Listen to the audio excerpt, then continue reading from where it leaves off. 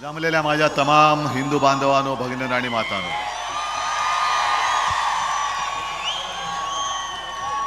बऱ्याच वर्षांनंतर मी सांगलीमध्ये येतोय, मिरजेमध्ये येतोय. खूप वर्षांपूर्वी शिवसेना प्रमुखांच्या सोबत त्यांच्या सभेला मी नक्कीच आलो होतो आणि आज मला अभिमान आहे की शिवसेना प्रमुखांना साजेल अशी ही विराट सभा बऱ्याच वर्षांनंतर मिरजेमध्ये होते. याचा अर्थ असा की शिवसेना प्रमुखांनी जी बीजं रोवली होती, मधल्या काळामध्ये युतीमध्ये आपल्याकडनं ही जागा सुटली होती, पण ती जी बीजं रोवली होती ती वाया नाही गेली, तर त्याचा आज महावृक्ष झालेला आहे, मोठा वृक्ष झालाय. आणि याचं कारण असं की शिवसेना प्रमुखांनी आणि शिवसेनेची जी बीजं संपूर्ण राज्यभर पेरली ती भारतीय जनता पक्षासारखी बोगस बियाणं नव्हती. कारण आज भाजपला किती वर्ष झाली, RSSला इतकी वर्ष झाली, आता पुढच्या वर्षी 100 वर्ष होणार, पण अजूनही यांच्या बीजाला अंकुरच फुटत नाहीये. सगळी बाहेरनं माणसं घ्यावी लागतायत. म्हणजे थोडक्यामध्ये भाजपची परिस्थिती कचरा गोळा करणाऱ्या गाडीसारखी झाली. आणि आता तर शिमगाच आहे. शिमगा म्हटल्यानंतर, होळी म्हटल्यानंतर आपण काय करतो, काय असेल नसेल घरात नको असेल ते बाहेर नेऊन ठेवतो आणि मग जे होळी करणारे असतात ते चोरून नेतात. तशी भाजपची आज अवस्था झालेली आहे. मे न्यायचं आमचंच सामान, त्याच्यावरतीच होळी पेटवायची आणि बॉम्बा आमच्याच नावाने मारायच्या, असा यांचा शिमगा आहे.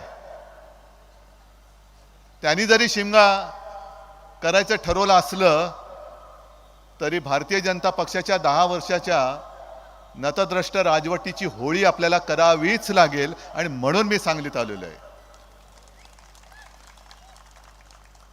चंद्रार, आपण बोलताना बोललात की मी तुमची काही पार्श्वभूमी विचारली नाही, अमुक नाही तमुक नाही. मी साधारण माणूस बघत असतो. थोडीशी चूक आजपर्यंत झाली नाही म्हटलं तरी ज्यांना दिले ते पळाले, पण मला खात्री आहे जो माणूस मातीमध्ये कुस्ती खेळतो आणि ती कुस्ती जिंकतो तो मातीशी इमानच राखेल, तो मातीशी कधी बेईमानी करणार नाही. कारण मातीशी बेईमानी म्हणजे आपल्या मातेशी बेईमानी आहे. ही सगळी लोक जी गेली यांना काय नव्हतं दिलं आपण, जे येईल ते सगळं दिलं. म्हणजे 2 प्रकारची माणसं आहेत.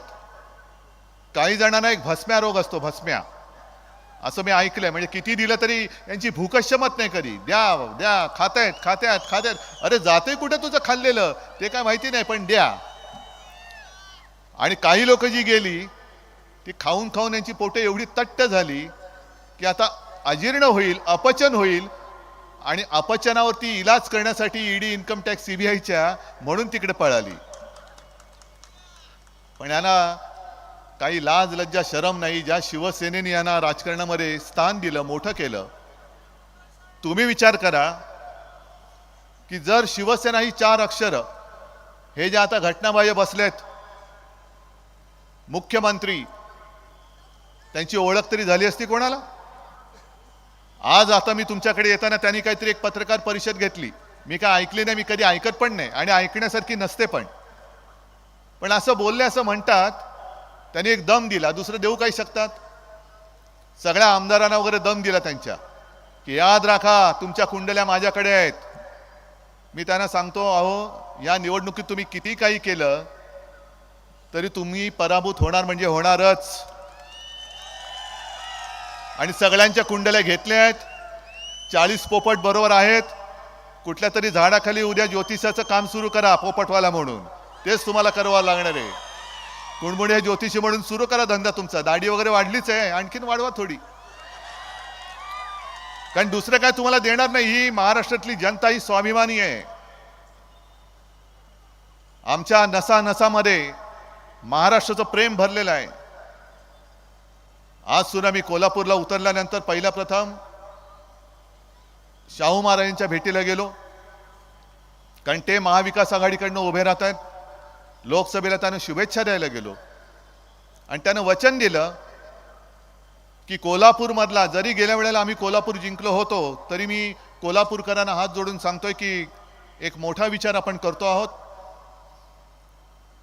शिवसेनेने जागा लढवायला पाहिजे. आपण आता शाहू महाराजांवरती हा निर्णय सोडलेला आहे. त्यांनी ज्या पक्षाकडनं उभं राहायचं त्यांनी राहावं, पण आम्ही तुमच्या सोबत आहोत आणि कोल्हापूरकर महाराजांना सुद्धा प्रचंड मताने विजयी केल्याशिवाय राहणार नाही, हे वचन मी त्यांना देऊन आलेलो आहे.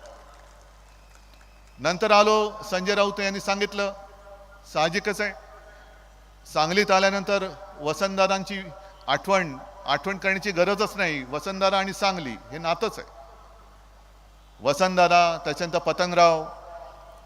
मी वसंतदादांच्या वेळेला तर लहान होतो, पण शिवसेना प्रमुख आणि वसंतदादांचे ऋणानुबंध मला आजही आठवत आहेत.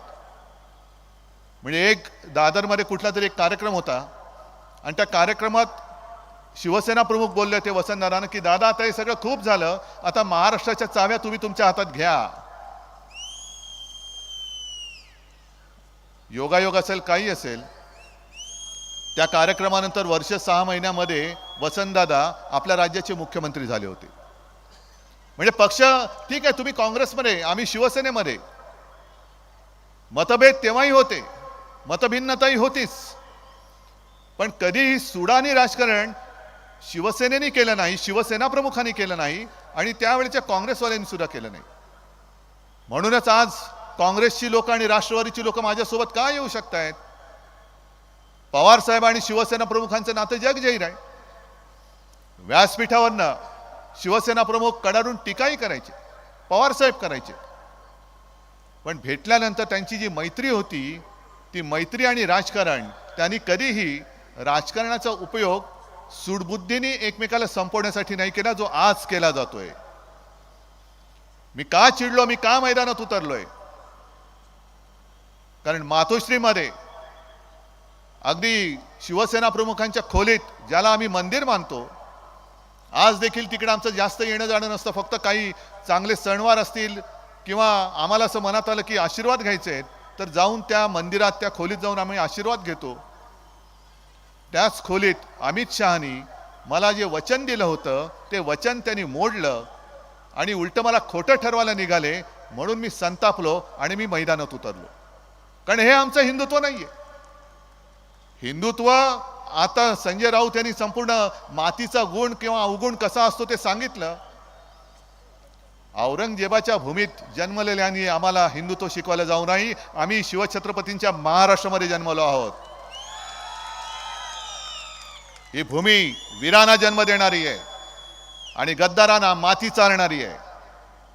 गद्दारी तुम्ही फक्त उद्धव ठाकरेशी नाही केली, गद्दारी शिवसेनेशी नाही केली, तर गद्दारी या तमाम माझ्या माता भगिनी आणि बांधवांशी केली. गद्दारी तुम्ही छत्रपतींच्या महाराष्ट्राशी केलेली आहे. अजून सुद्धा उद्धव ठाकरे संपत नाही. बघा ना इकडे काय हे, आज माझ्याकडे पक्ष नाही, चिन्ह नाही, सगळं तुम्ही चोरलेत. तरी पण मी जिथे जातोय तिकडे असं ही सगळी गर्दी का उसळते? याचा मोदीजी तुम्ही विचार केला पाहिजे, अमित शहाजी तुम्ही विचार केला पाहिजे. कारण तुमचं घराणं, तुम्ही आमच्यावरती घराणेशाहीची टीका करता, करा.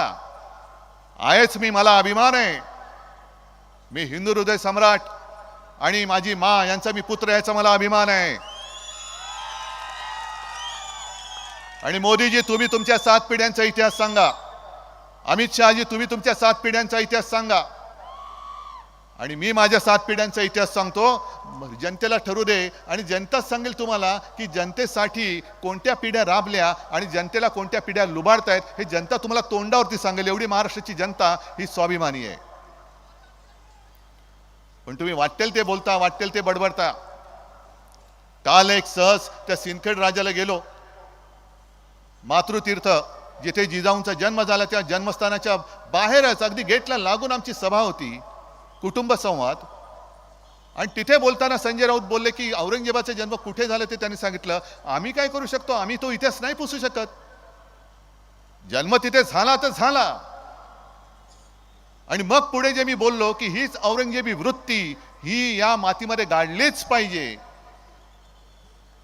तर लगेच मोदीजींनी सांगितलं मुझे औरंगजेब कहा, मेरा शिरच्छेद करने के लिए कहा. मोदीजी, एवढा मी खालच्या दर्जाचा नाहीये. मी दुसऱ्याचा मान सन्मान ठेवून बोलणार आहे. मी कधी तुमचा शिरच्छेद करा असं बोललेलं नाही आणि बोलणार देखील नाही, कारण ते माझे संस्कार नाही आहेत, माझ्यावरती संस्कार नाही आहेत. मी जे बोललो ते पुन्हा बोलतो. जर आमचा महाराष्ट्र तुम्ही ओरबाडत असाल, जर तुम्ही माझा महाराष्ट्र लुटायचा प्रयत्न कराल, तर त्या औरंगजेबी वृत्तीला आम्ही महाराष्ट्रामध्ये मूठ माती दिल्याशिवाय राहणार नाही, याचा मी आज पुनरुच्चार करतोय.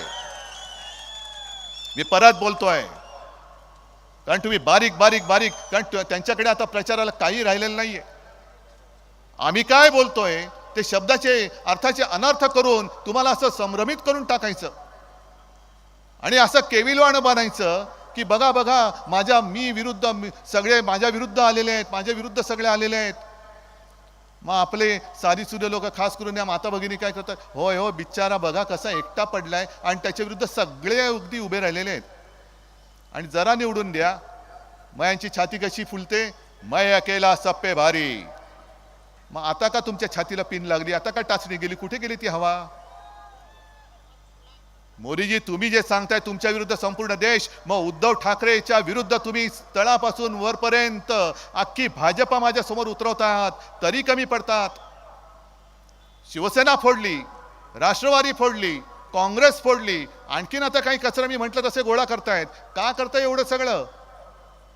अरे उद्धव ठाकरे जर का फालतू माणूस असेल तर तुम्ही माझा पक्ष का फोडलात आणि पक्ष का चोरलात त्याचं पहिलं उत्तर द्या. आणि देवेंद्र फडणवीस हे त्यांचं बारसं कोणी केलं मला माहिती नाही, पण जसं 50 खोके ही जी घोषणा संपूर्ण राज्यभर फेमस झाले, तसं हे नाव त्यांचं फेमस झालेलं आहे. ते 2 दिवसापूर्वी बोललेत. मग किती निर्लज्ज माणसं असतात बघा. आता आम्ही काही टोमणा नाही मारत, खरोखर आहे की नाही मला तुम्ही सांगा. कारण 2 दिवसापूर्वी त्यांनी सांगितलं मी इकडे बातम्याच घेऊन आलेलो आहे. म्हणजे असं नको की उद्धव ठाकरे काहीतरी मन की बात करतायत. मी मन की बात नाही करत, मी जन की बात करतो. म्हणून मी बातम्या घेऊन आलोय. जे देवेंद्र फडणवीस बोलले होते मी पुन्हा येईन, त्यांनी सांगितलं मी पुन्हा आलो, ते 2 पक्षांना फोडून आलो. असा निर्लज्जम सरासुखी माणूस. म्हणजे यांचं काय झालंय, ते आपल्या किरण मानेने एक पोस्ट टाकले, चांगली टाकले, की दुसऱ्याच्या घरावरती दरोडा टाकायचा, दुसऱ्याच्या घरातले पैसे चोरायचे आणि वर सरळ सांगायचं बघा मी 2 घरं फोडून मी श्रीमंत झालो. अरे घरफोड्या, तू दुसऱ्याचे पैसे चोरतोस, दुसऱ्याची संपत्ती चोरतोस आणि त्या संपत्तीवरती तू नागोबासारखा बसतोस. तू कसला मर्द रे, तू कसला राजकारणी? पण सगळ्याला त्यांनी घेतले. मिंदे तिकडे गेले, अजित पवार गेले आणि घटना बाह्य सरकार एवढ्यासाठी मी बोलतोय कारण सर्वोच्च न्यायालयाने परवाच एक बांबू दिला याला. काय बांबू दिला हे मुद्दामून ती पण बातमी आणले की त्यांनी जे सांगितले की तुम्ही जे पक्षांतर केलं, अजित पवारांच्या वकिलाला सांगितले ही मतदारांची चेष्टा नव्हे काय. आणि त्यापुढे जे सांगितले ते फार महत्वाचं आहे. आणि मी सर्वोच्च न्यायालयाला हात जोडून, माझ्या जनता न्यायालयात मी सर्वोच्च न्यायालयाला हात जोडून विनंती करतोय की तुमच्याकडनं आम्हाला न्यायाची अपेक्षा आहे. फक्त वेळेमध्ये न्याय द्या. जसा एखादा रुग्ण शेवटची घटका मोजत असतो, तोपर्यंत त्याला औषध दिलं तर तो जगू शकतो. तो मेल्यानंतर औषधाचं भांडार जरी आणलं तरी काही उपयोग होत नाही. म्हणून मी तुमच्या जनतेच्या न्यायालयाच्या वतीने सर्वोच्च न्यायालयाला हात जोडून विनंती करतोय की हे तुम्ही जे काही सगळं बोलता आहात, आम्हाला एक अभिमान आहे की जशा बाकीच्या संस्था ईडी, इन्कम टॅक्स, सीबीआय वगैरे वगैरे हे भाजपचे घरगडी जरी झाले असले तरी माझी न्याय देवता अजूनही स्वतंत्र आहे, तिच्यामध्ये धाडस आहे.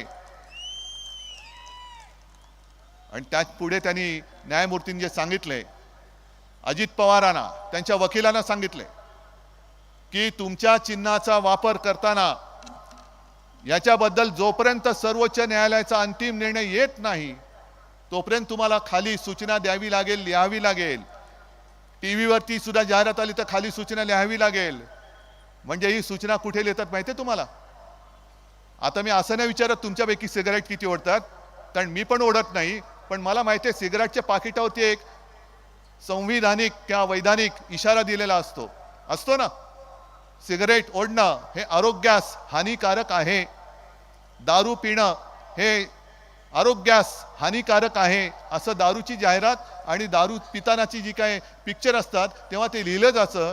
त्याच प्रकारचा एक इशारा किंवा त्याच प्रकारचा एक संकेत जेव्हा जेव्हा अजित पवार पक्ष चोरून तिकडे बसलेत ते जाहिरात करतील तेव्हा त्या घड्याळाच्या खाली लिहावं लागेल की अजूनही आम्हाला पूर्णपणाने घड्याळ वापरण्याची परवानगी मिळाली नाही. हे जोपर्यंत न्यायालय निकाल देत नाही तोपर्यंत ही आमची तात्पुरती निशाणी आहे. मग सर्वोच्च न्यायालयाला मी तेच सांगतोय की ज्या निकषावरती या आमच्या लबाडाने, म्हणजे कोण, लवाद नार्वेकर यांनी निर्णय दिला आणि माझ्या हक्काची शिवसेना जी माझ्या वडिलांनी स्थापन केली या सगळ्या माता भगिनी आणि बांधवांच्या न्याय हक्कासाठी ती चोराच्या हातात तुम्ही दिली. आमचं चिन्ह तुम्ही त्यांना दिलं. मग तोच निकष इकडे जसा लागलाय तसा त्यांना लावा आणि त्यांनी सुद्धा धनुष्यबाणाच्या खाली ही जी काही सूचना सुप्रीम कोर्टाने केले ती त्यांना लिहायला भाग पाडा. तर आमचा आणि संपूर्ण जनतेचा न्यायालयावरती जो विश्वास आहे तो अधिक दृढ होईल, अधिक जास्त गडद होईल. का नाही लावायची कोणाचाही पक्ष? अरे मी तर जाहीर सभेत सांगतो, एवढी गर्दी इकडे आले, मी त्या मिंद्यांना सांगतो आणि त्या नार्वेकरांना सांगतो सगळे पोलीस बाजूला ठेवू, भर त्या गर्दीत जाऊन उभे राहू आणि तुम्ही त्या नार्वेकरांनी सांगायचं शिवसेना कोणाची आणि जनता देईल तो निर्णय मला मान्य आहे, मला मान्य आहे. उद्धव ठाकरे हवा की नको का तो दाढीवाला मिंदे पाहिजे हे जनतेला ठरवू द्या, माझी तयारी आहे. जर मी बाळासाहेबांचे विचार सोडले असतील, जर मी हिंदुत्व सोडलं असेल तर माझी जनता सांगेल की उद्धव घरी जा, हा दाढीवालाच दाढी खाजवेल चालेल पण तोच आमचा प्रमुख आहे. मान्य आहे तुम्हाला? मग उघड उघड लोकशाहीचा खून करतायत आणि मोदीजी औरंगजेबाची वृत्ती आम्ही का नाही म्हणायचं तुम्हाला? कारण तुम्ही त्यावेळेला जसं औरंगजेबाने केलं होतं, मात्र एक बानगुडे सर ते सांगतील जास्त चांगल्या पद्धतीने, औरंगजेबाने आपल्या मराठ्यांबद्दल जे बोलले होते त्यांनी लिहून ठेवलं होतं की हे मराठे म्हणजे 18 पगड जातीचे सगळे आपले मराठी हे या पहाडी मुलकात तमाम दुनियेला भारी आहेत. पहाडी मुलूक हा सगळा पहाडी डोंगर दऱ्या खोरांचा, वीरांचा, शूरांचा, मर्दांचा हा इलाका आहे. या पहाडी मुलकात तमाम दुनियेला ते भारी आहेत. इथे तर पराक्रम शिकवावा लागतच नाही, गवताला सुद्धा भाल्याची पाती फुटतात. जी आज माझ्या समोर बसलेली ती भाल्याची पाती आहेत. मात्र एकच, इकडे दोहीचं बीज खडकावर नुसतं भिरकावलं तरी एवढं रुसतं, एवढं फोफावतं की पाहता पाहता तमाम दौलत तबाह करून टाकतं. हेच त्या औरंगजेबाने आपल्यातलं ओळखलं होतं आणि तीच औरंगजेबी वृत्ती शिवसेना फोडते, काँग्रेस फोडते, राष्ट्रवादी फोडते, आणखीन सगळे फोडते. तोडा फोडा आणि राज्य करा, हे नाही आमचं हिंदुत्व. आज सुद्धा मुस्लिम लोक इकडे आले असतील काय येतात ते सोबत. आम्ही भाजपला सोडलं, आम्ही हिंदुत्व नाही सोडलं, सोडणार नाही, तरी हे माहिती असून सुद्धा ते येत आहेत. कारण दुसऱ्या धर्माचा द्वेष करणं हे ना आम्हाला छत्रपतींनी शिकवलं, ना शिवसेना प्रमुखांनी शिकवलं. आम्ही आहोत, हिंदू आहोत. तुम्ही दुसरे आणखीन इस्लाम पाळणारे असाल, ख्रिश्चन्स लोक माझ्या सोबत येत आहेत, समोरून येऊन सांगतात की उद्धवजी आप चिंता मत करो, हम पूरे आपके साथ है. कारण ही जी भंपक हिंदुत्वगिरी चाललेली आहे, ज्याला मी गोमूत्रधारी हिंदुत्व म्हणतो, नुसतं देवळात घंटा बडवणारं हिंदुत्व म्हणतो, आणि हिंदुत्वाच्या नावाखाली संपूर्ण देश नासून टाकणारी ही जी भारतीय जनता पक्ष आहे, हा भाडोत्री जनता पक्ष आहे, ते जे म्हणतात ते खरं, ते जे म्हणतात ते हिंदुत्व, हे हिंदुत्व आम्ही मानायला तयार नाही. आमचं हिंदुत्व मी अनेकदा सांगितलंय, कोणाचा गैरसमज होऊ नये म्हणून पुन्हा सांगतो की शिवसेनेचं हिंदुत्व हे घरातली चूल पेटवणार आहे, हाताला काम देणारं हिंदुत्व आहे. आणि भाजपचं हिंदुत्व हे घर पेटवणारं हिंदुत्व आहे. तुम्ही ठरवायचं कोणतं हिंदुत्व तुम्हाला पटतंय. चूल पेटवणार पाहिजे, काम हाताला काम देणार पाहिजे, की घर पेटवणार पाहिजे. आज सुद्धा चंद्रहारला, होय मी चंद्रहारची उमेदवारी आज जाहीर करतोय. शिवसेनेच्या मशालीवरती चंद्रहार जाणार तिकडे निवडून.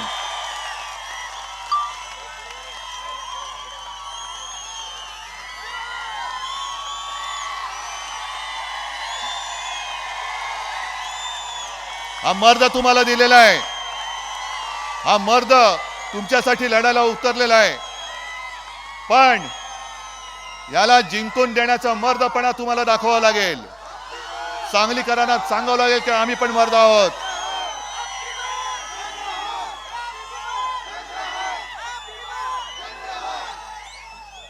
या चंद्रहारची गदा तुम्ही आहात.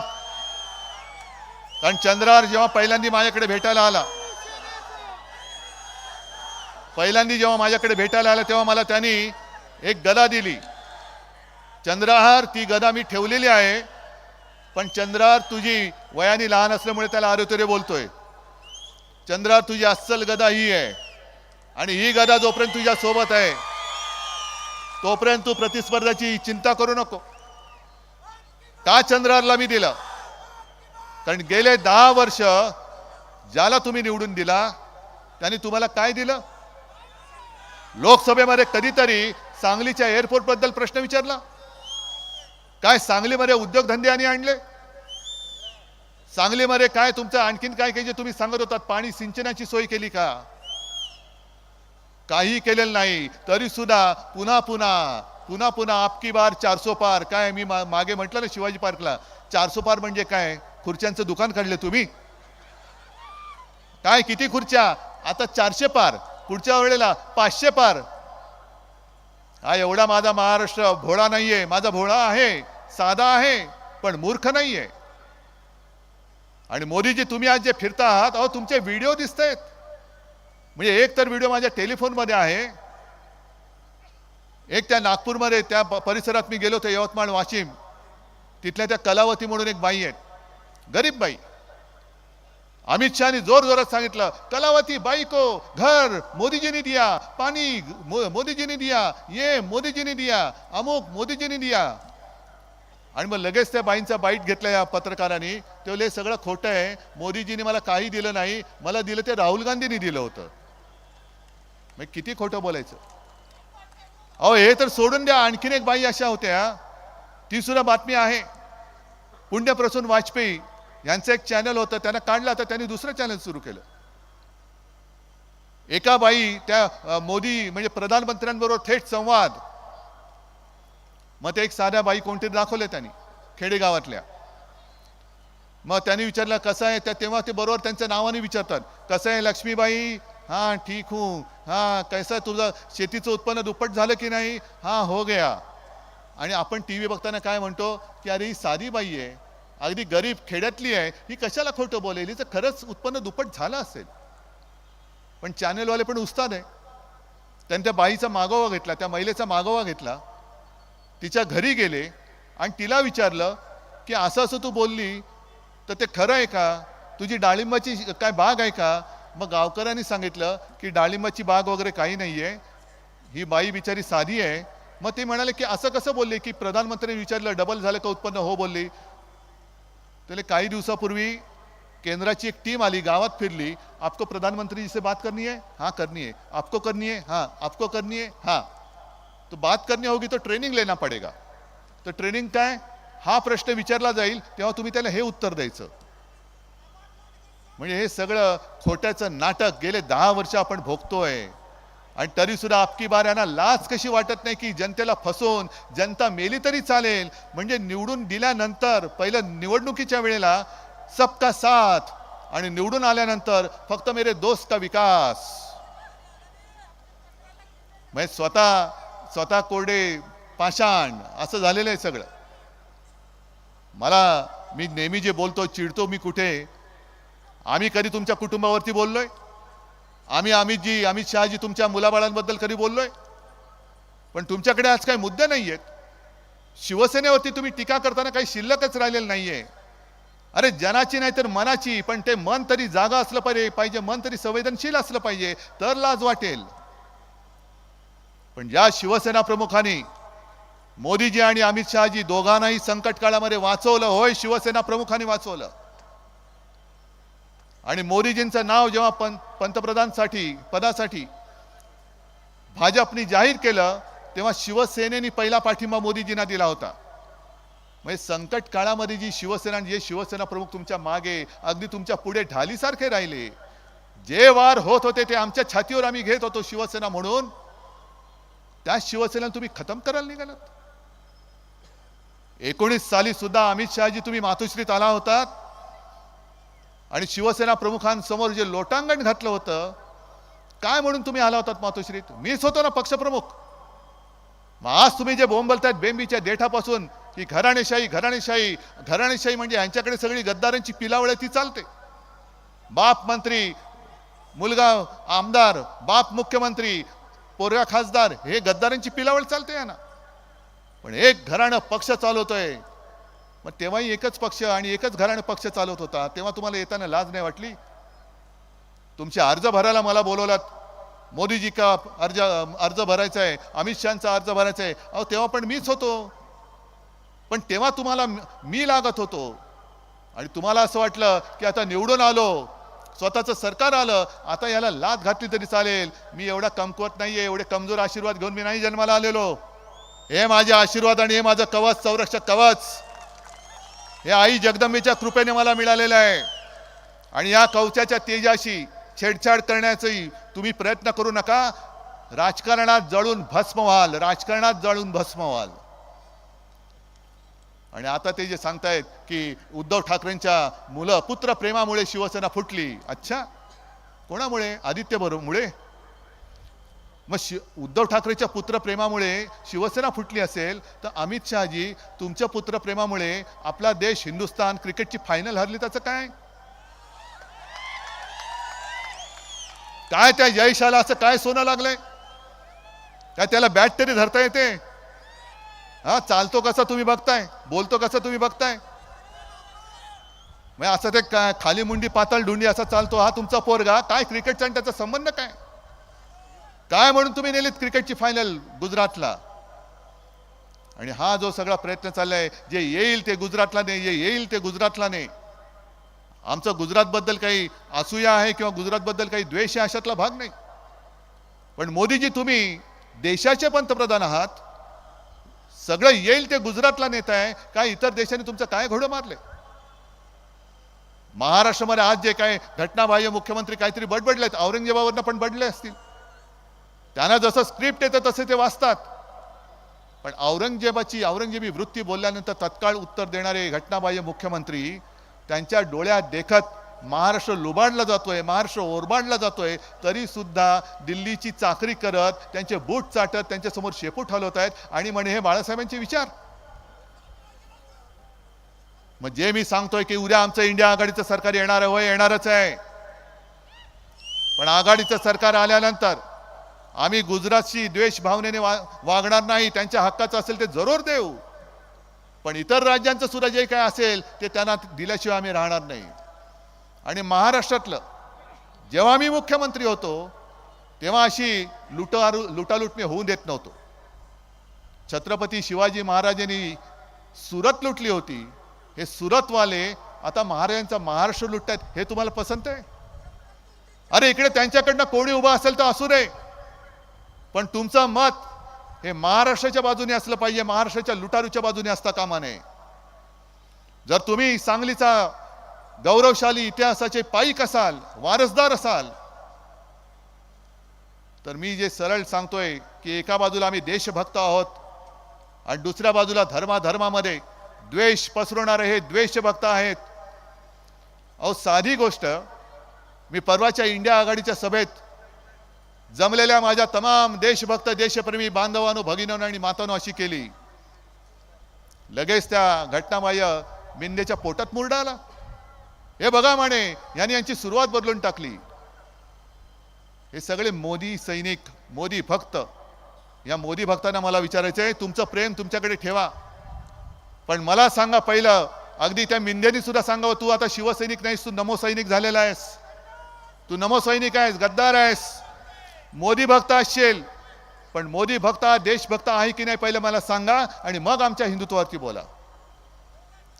आणि हे जे काय 400 पारचं ज्यांचं नाटक सुरू आहे, हे त्यांचेच एक मंत्री बोललेत की राज्यघटना बदलण्यासाठी आम्हाला 400 पार करायचंय. बाबासाहेब आंबेडकरांनी दिलेली घटना हे बदलून टाकणार आहेत.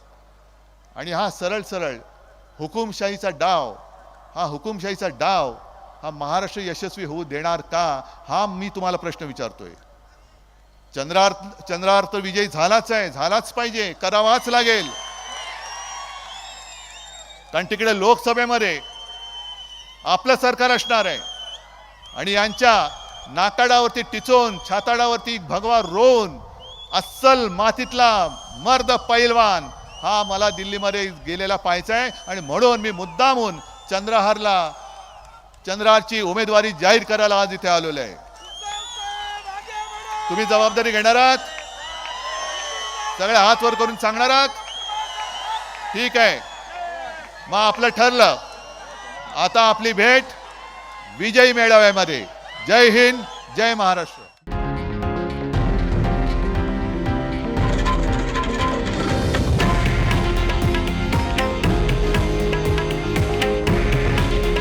हे आहे देशातील नंबर 1 न्यूज नेटवर्क आणि आपण पाहत आहात TV9 मराठी. काळजी तुमची, हित महाराष्ट्राचं.